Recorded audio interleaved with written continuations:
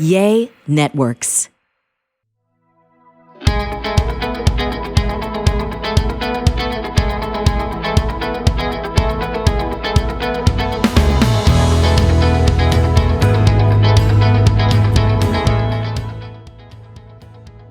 Welcome to Greg Louganis is Alive, the podcast that challenges what you think you know. I'm your host, Greg Louganis, and yes, I'm still alive. And I'm joined by my good friend and manager, Beth Zinman.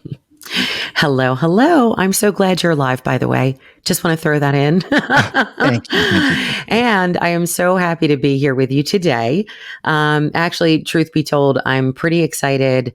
I love peak performance. You know, as an entrepreneur, I feel like I can't get enough of that topic. There's so much of it on social media too. It's like everybody's an expert. But it's like confusing and overwhelming. Like you don't really know, like who really is the expert? Right. Yeah. But you know, until you and I started talking about it, I actually had no idea that I was, like performing also, just like in work every day. I just was clueless and was kind of, blown away, by some of your stories and the things that you would do to kind of like course correct in the moment. So like, I know you were, using some of these tools competing, but also one of the things that really stood out for me was the one-man show that you did, which by the way, bravo, holy cow. Like I could never. But yeah, that story I feel like is so interesting, like how you were able to kind of, go right into peak performance mode. Well, maybe not right in, but realize and go like between left and right brain and like the things you did to do that. I feel like the listeners would like that. Yeah. Tell them about it. Yeah. That was a part of the reason why I reached out to Dawn, because that incident happened and I didn't understand. And so I was trying to break it down and try and figure it out. So what happened, I'm doing my one-man show, or I was trying to get off script and doing my homework in my imaginary work in each of the characters. For whatever reason, I didn't judge it, but each character had a different color to me. And I didn't know if it was cadence, it was an emotional state. I didn't know what the color was. I didn't judge it. So each character had a color, and it was the second night with an audience. And we had an audience. They did pay for their tickets, but it was also a part of the rehearsal too, that we could stop and start. And so I got through the first scene, the first character, the second scene, second character, I went up. I mean, it's an actor's nightmare, right? You don't know where you are. You don't know the next line, and I was thinking in my head, I turned to the audience and I said, I'm sorry, I'm lost. And I was like, what, I started walking around the stage thinking, oh my God, the script's backstage. And, but I'm the only one out here. I can't leave the stage. And I knew that the stage manager was working lights, so I couldn't call line. And then I thought of the color. And then that brought me back into the scene. And I shared that experience with Dawn. And he said, oh, Greg, you probably weren't down as long as you think you were, because when I was thinking with my left brain, where's the script? The script's backstage. It's in my dressing room. The stage manager's working lights. I can't call it. That's logic. That's left brain. But when I thought of color, and it brought me back into the scene, that color is right brain. Performance is right brain. So it's almost like, and I know this very well in diving, you have to turn your brain off. You have to trust your training, trust your, that your body's going to know what to do and make adjustments. from there because that's all right brain. And so that's what was fascinating for my conversation with Don Greene about right brain versus left brain and how do you get there and the importance of it and the what it meant. So yeah, I'm really excited about the conversation today. So joining me today about peak performance and peak functioning is psychologist Dr. Don Greene. Don was the sports psychologist for the 1984 Olympic Games and the 1988 Olympic Games for the US and the 1986 World Championship team. He's taught his winning strategies to Olympic athletes, musicians at Juilliard and the Metropolitan Opera, as well as many more high-achieving people. Don has authored several books, his most recent book being Train Your Own Hero, a guide to reach peak functioning in 1 month or 21 days or 21 steps. We'll be back with Don Greene right after this break.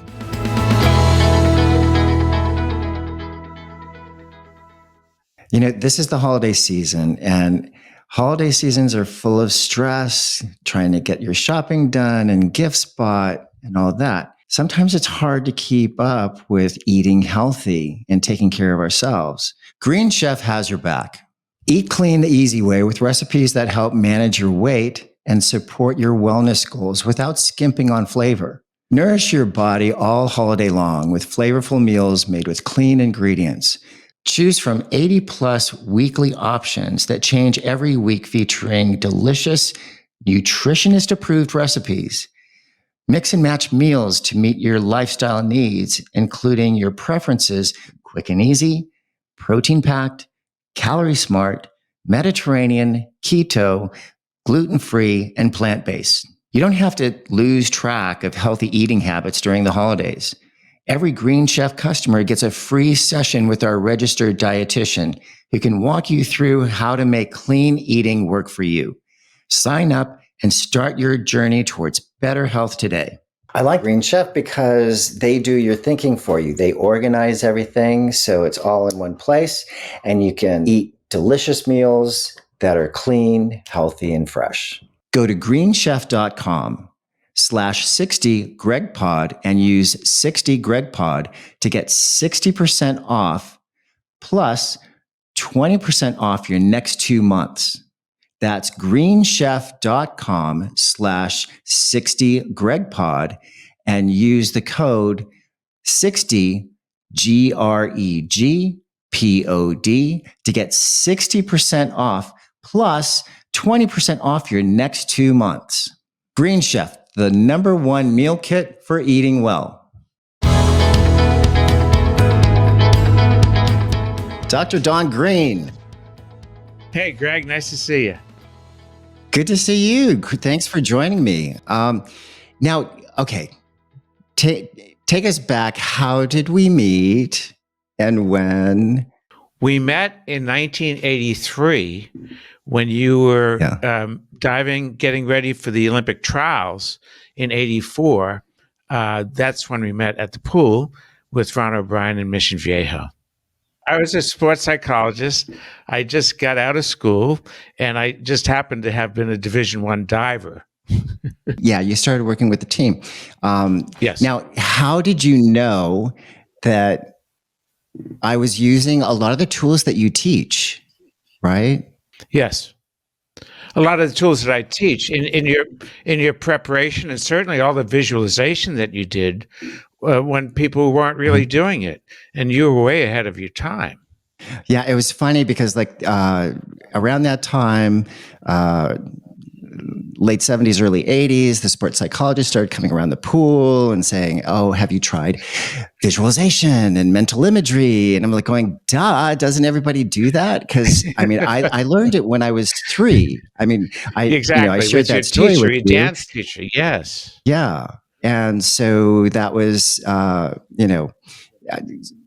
that was a tool that I used a lot, but what I found really, really fascinating, because we were around each other a lot, and what were some of the observations that you made? Because I know that you told me that you observed a lot of what I did.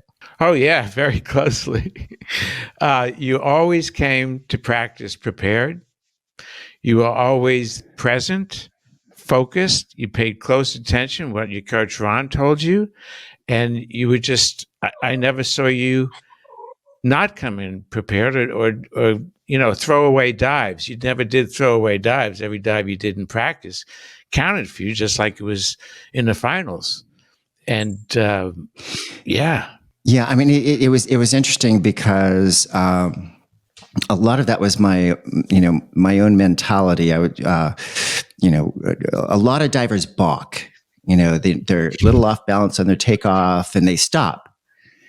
But I always viewed that as a challenge. I knew it wasn't going to be a great dive, but how good could I make it? So I remember Ron saying that he could probably count on one hand in the 10 years that he coached me, how many times I balked, because I thought of every bad takeoff as a potential, learning opportunity. I never saw you balk ever.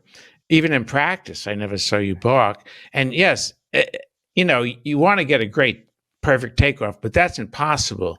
So after your hurdle, right, you come down on the end of the board or 3 inches back or a foot back, but you still have to go because balking is death. I mean, you get a failed dive, basically. Yeah. So you always made the best of every situation, not just at the end of the board, but and all the stuff you went through, and you made the best of it. The thing that was fascinating to me is like years later, and that was the example that I was giving, is I reached out to you about my one-man show. And I didn't understand right brain, left brain, all of that stuff. But you broke it down for me so I could understand why that worked. When I was thinking, oh my God, my script's backstage. I'm doing a one-man show and I go up in the second scene and I go, my script's backstage, but I can't leave the stage. I'm the only one out here. And, the stage manager's working light, so I can't call line. And then I thought of the color because each character had a different color. And I remember you telling me I probably wasn't down as long as I thought I was. It felt like forever, because it's the actor's nightmare. But you said that it probably wasn't that long, but you explained why that was. And could you share some of that insight of what you shared with me? Oh, certainly. But it kind of goes back to left and right brain. And that, I think, will really help because it's a very functional thing that most people don't understand. And it's not that complicated. And it's very functional regardless of what activity you're choosing to do. It works very well. So let me explain the basics, okay? What we're talking about is the cerebral cortex, the gray matter, the thinking part of your brain, not the feeling part. The emotional part is in a different part of the brain. We're talking about the gray matter, okay? And the upper brain, the gray matter, or advanced thinking, is divided into two halves or two hemispheres, the left brain and the right brain. Each has a specific function, and each has its limitations. And it's really important to understand them in terms of yourself individually listening and in terms of what you do. And I'm going to try to cover the options because that's what Greg's bringing up, that he used his visualization, which is right brain, very well as a diver. But when you get to a one-man show, you're talking about lines and words and memory in the left brain, where it gets tricky. And Greg, like a lot of great athletes, is more right brain than left. And as a performing artist, as a dancer, he's very right brain. So let's go back to the basics. Left brain is where we think in words and numbers. Words and numbers. Lines in a show, memorization, of lines in a way, and analyses, commentary, criticism, all this is left brain words, and some of those left brains can get in the way of what you're trying to do. If it's athletic, it can get more in a way because you don't need a lot of technical left brain thoughts when you're executing a physical skill like diving or football or any of those skills. You need to be more right brain than left. But if you're an engineer or an attorney, an accountant, you need to be more left brain than right with those fine details, with the numbers, with the bottom line, with all of those numbers and calculations and analyses. That's left brain. Mm-hmm. And if you're an attorney, you need to be in that left brain. If you're an actor in a show, you need to be in and out of left brain. Right. But even attorneys, have to be kind of right and left brain, because if they're, making a case and standing in front of the jury and trying to make an impact, then that, you're pulling on that emotion, right? Well, amongst other things, okay? So the right brain is where we perceive, we don't think per se, we perceive in images, sounds, and physical sensations, kinesthetic, what it feels like, not emotional feelings, okay? So what you're talking about with an attorney is the exact thing where you need a combination of both. In other words, you need all the details, the evidence, the facts, if you will, in left brain. But when you're making your pitch, your speech to the jury, you want to paint pictures and colors. And if it's a murder, you want to talk about red blood. I mean, you want them to see that red blood, and that's an image that's in right brain. And also, how does that make you feel? But not emotional. But this is what the really good attorneys do. They create a scene. So right brain is images, sounds, sensation, and also the sounds. If it's a gunshot thing or an automatic rifle, they're going to bring in the sounds of rat-a-tat-tat of an AR-15. Like many people haven't heard that, what it sounds like, but that has an impact on the jury. So I couldn't agree more, Greg. With an attorney, they still need to be both left and right brain. Right, because you're creating, impact. You're creating that impact. Now, why would the average person care about peak functioning? Any person should care about it because they're constantly doing things, whether it's driving or adding up their checkbook or having a meeting with either an employee or their boss. And you want to be using both sides of the brain. In other words, you want to go through the words. Let's say it's a meeting with your boss asking for a raise. You want to go through the left brain details when you got your last raise, when you're due, what the other people, all of these left brain numbers and the facts. Well, I haven't received a pay raise since so-and-so, and look at my efficiency reports, check those out. Here's what they say in words. And then again, switching to the right of painting the picture. Listen, don't you see me coming to work early a lot of days and staying late? Don't you see what I've been doing around here? Don't you hear the other employees talking about me and how happy they are with me? Those kind of things. And you want to rehearse this. You want to mentally rehearse this whole pitch before you go in, including contingency planning of what if he says this, and you work through that and mentally rehearse. If he says this, then I'll say that. What if he brings this up? Well, then I'll bring that up, and mentally rehearse it like you did for both your shows and your diving. So anything that gets you in the right brain, like a color is right brain, a sound is right brain, an image is right brain, it will pull you back into your subconscious where you do remember as your conscious mind is freaking out and saying, what's that line? I can't, I got to, and you just need to to your right brain and colors, or however you did, as a way to get back in, which you did. And it always seems to take forever, but it goes pretty quickly if you use the right cue.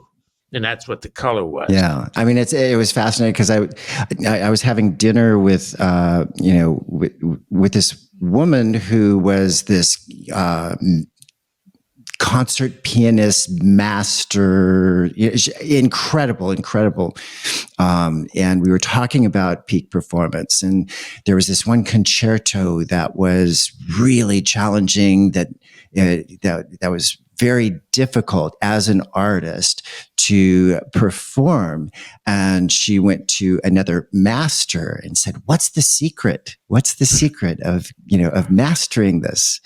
And the response, what she was told, spaghetti. It was like, how it looks, how it smells, how it tastes, how it makes you feel, all of those things. And I was like, oh my God, I so totally get that. Out of your left brain thinking into your right brain, where it resides. Spaghetti, that's brilliant. That's exactly. Yeah. Any texture is all right brain. Right. So when you shared with me how that right brain, left brain works, it just made so much sense, because a dive takes less than 3 seconds. And if you're in the execution of that said dive and you feel yourself a little off balance, then you can't be thinking, "Oh, I'm back on the board," anything like that, because that's left brain. So what I always thought was, change the tempo. I feel the sensation that I'm back on the board. I just change the tempo. We just changed the tempo of that. And that allowed me to make more instantaneous adjustments. Tempo is right. Tempo is right brain, Craig. Yeah. Again, so, all the ways you got back into right brain without maybe knowing what you were doing, but it's brilliant. And that's the reason why, the athletes that I work with, I always really encourage them to start a playlist, because you can tap into music. And everything has a rhythm. Everything has a rhythm. Comedy has a rhythm. Drama has a rhythm. A diving board has a rhythm. Your dance background, all around rhythm. Yeah. Yes. Yeah. You grew up developing all those right brain skills without necessarily knowing what you're doing, but I guarantee you weren't doing well in math class. Actually, you know what? Given certain circumstances, I actually excelled in math. Really? Yeah. I'm surprised. I had difficulty in the social sciences and history. That was really, really much more challenging for me. But math, I actually did pretty good. History's all left brain words. Dates, 1776. It's all left brain. Yeah. Death. Oh, that was a struggle for me. Yeah. So, this is why. Okay, so how can the average person utilize? How is this advantageous to to learn these things? Right. Well, if you're doing left brain things, you need to at least start in left brain. Okay. If you're doing right brain things, you need to start in right brain. But there needs to be a switch, and somehow switch over to account for the other side. The first is people have a normal predisposition generally to left brain, and somehow their careers, attorneys, accountants, mathematicians, scientists tend to go there and not emphasize the right brain. I just spoke to my brother yesterday. You met him a long time ago in Mission Viejo. He's a surgeon. He's retired now. And we talked about him being mostly left brain, the technical aspects of surgery. And I asked him about right brain skills, like if he ever did any drawing. No. Music. No. Dance. Certainly not. He's a surgeon. That's what he does. Since he's retired, he continues to offer volunteer work in the Caribbean and all that. But I asked him about creative things, what he had done creatively, which is right brain. And he basically said nothing. And I asked him if he read books on creativity, like I'm a big fan of like The Artist's Way. And he said, I've never heard of that. I've not, visuals, the creative aspect, the visualization aspect. No, he didn't picture another way to do surgery or another way to do it. It's just stay within the left brain rules and do it, and don't get creative with the surgery, please. So it was really illuminating to me because he's pure left brain, almost pure left brain, and he stays there. And when I brought up, thoughts of creativity, there's a book called Drawing with the Right Side of the Brain. And it's absolutely brilliant for left brainers who claim they can't draw. And with the left brain, you can't draw. And it teaches people how to trust their right brain. And I've seen people go through this, and the drawings that come out look almost professional. And 3 months ago, they said they couldn't draw at all. So again, the right side for a lot of people is very untapped. Even retired people have take up the piano or painting lessons or art or something, and they just kind of get stuck in their left brain, following the news and the stock reports and the S&P, and it's a shame. It's just such a rich environment.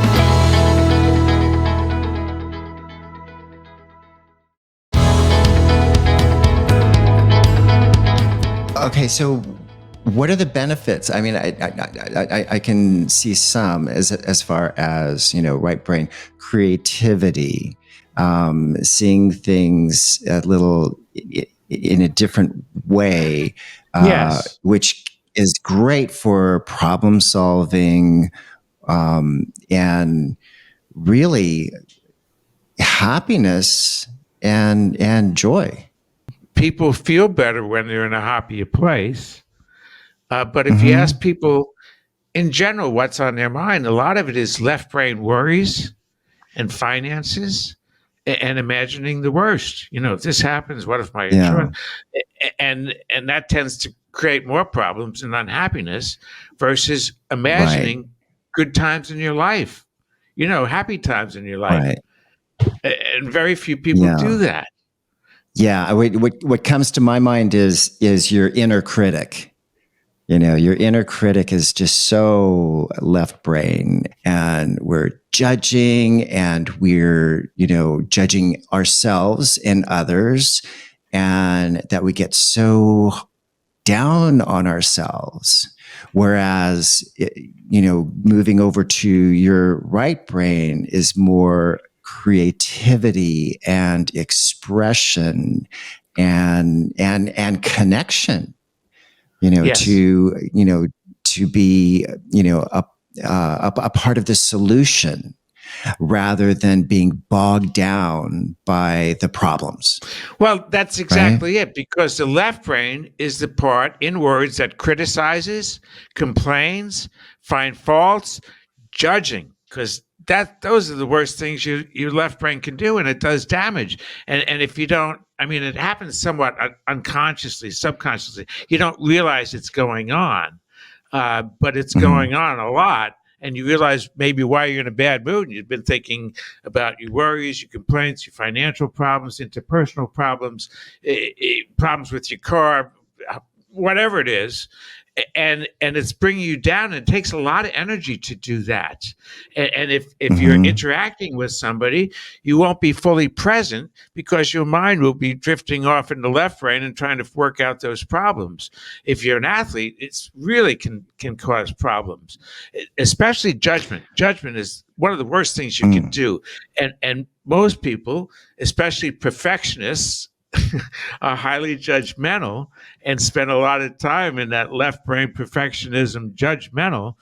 And I ask my performing artists and my athletes to realize the damage they're doing and shift to right brain and discernment, not judgment, discernment, because there's, like in diving, there's no perfect dive. There's just not, even for Great Louganis, There's no perfect Right. dive. And you can find technical problems. I was a little bit back on the board. I came out a little bit early. I didn't line it up right. Or just say, okay, I was a little bit over, or I came out a little bit early rather than, oh, that sucked. That sucked. That was horrible. Right. And that's the important discipline, is to stop the judgment, and also stop the judgment of other people, because we're just, a lot of us are judgment machines, and then we judge ourselves, and often harshly, really tough on ourselves. I ask people to write out the things they're saying to themselves, the critical stuff. And I say, would you say that to a good friend or a student? No. Why reserve that treatment for yourself? And stop it. It's a bad habit. Don't ignore your mistakes, but please don't obsess on them, because the more you obsess on the mistakes, the more you're setting yourself up to make them again. That's how it works.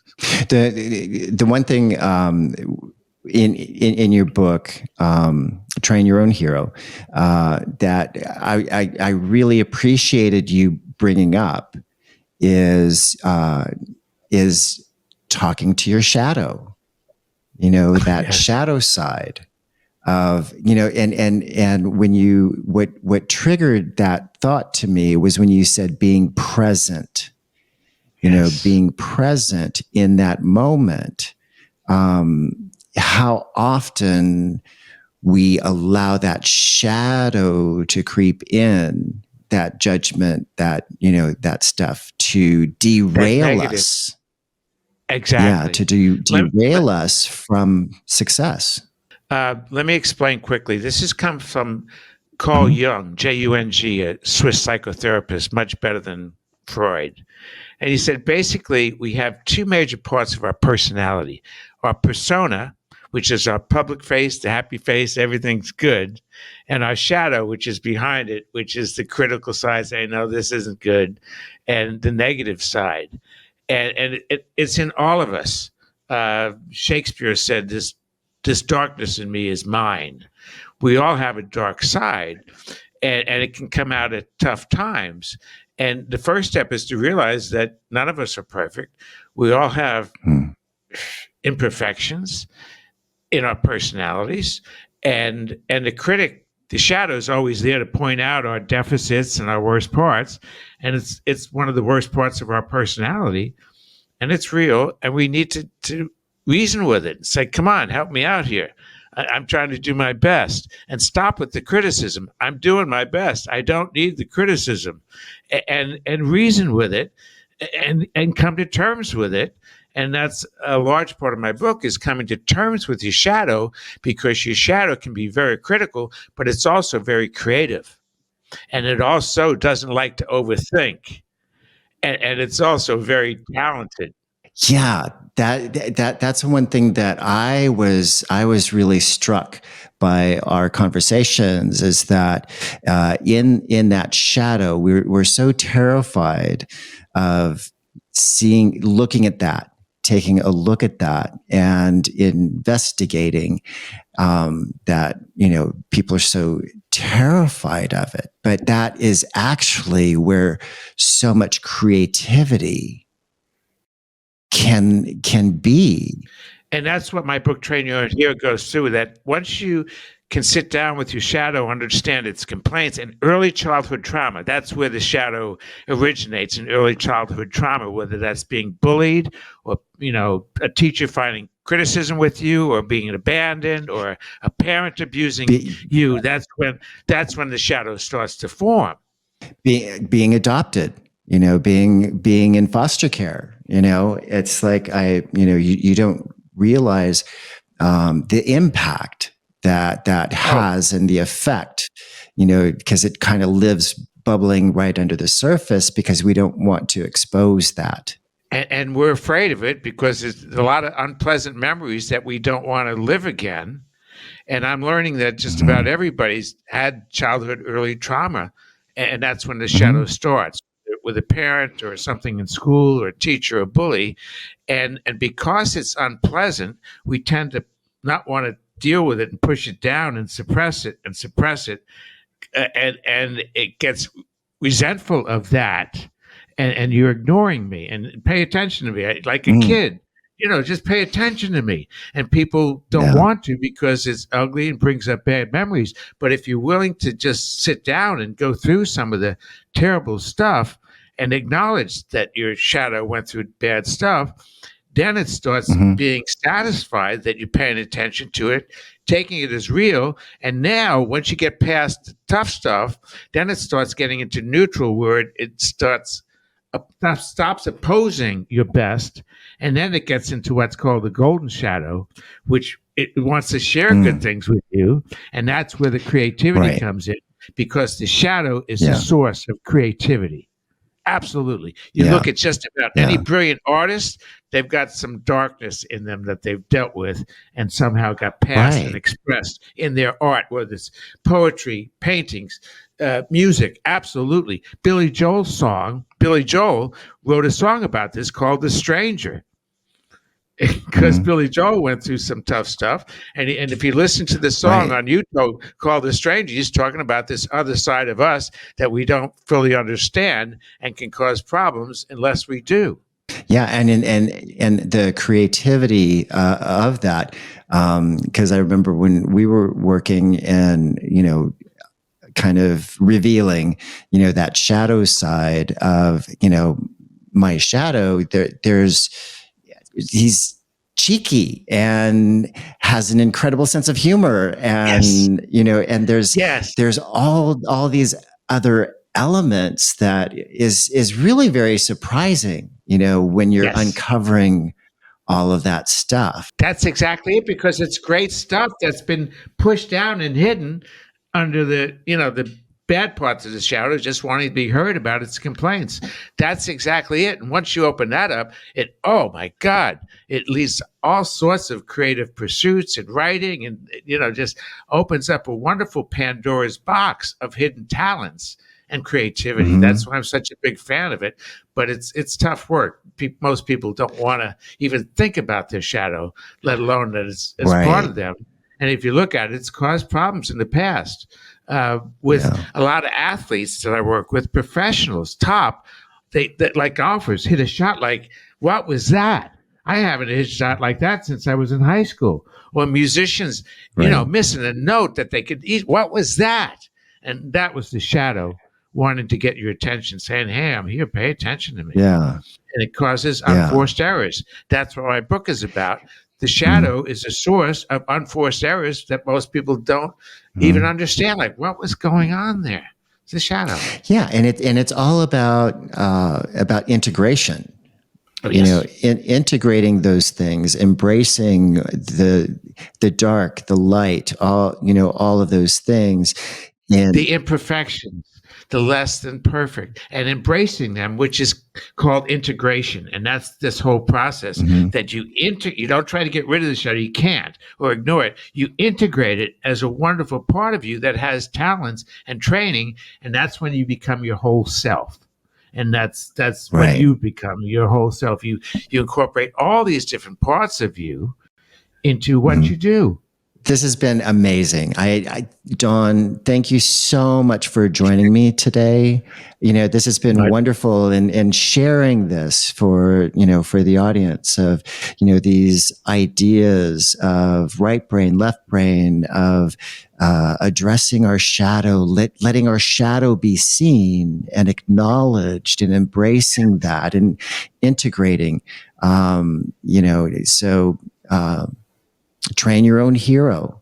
How now you have Train Your Own Hero, but how else can people stay in touch with you and see what you're up to? Well, they can go on my website, trainyourownhero.com, and I have webinars. In fact, I've got a couple that I did a while ago posted on there free about the shadow and just what we were talking about, how it develops, what it does. And it's illuminating for most people. They don't understand it, but hopefully you see how functional it is.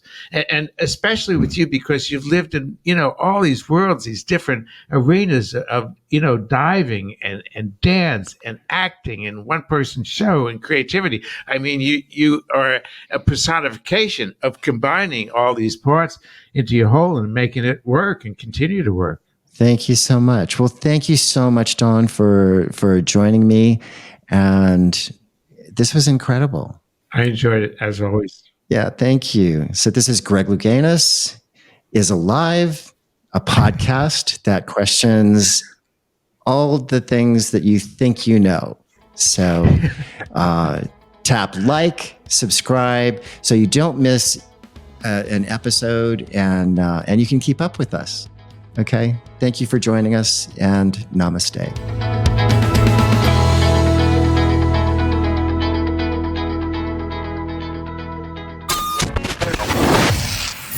Yay Networks.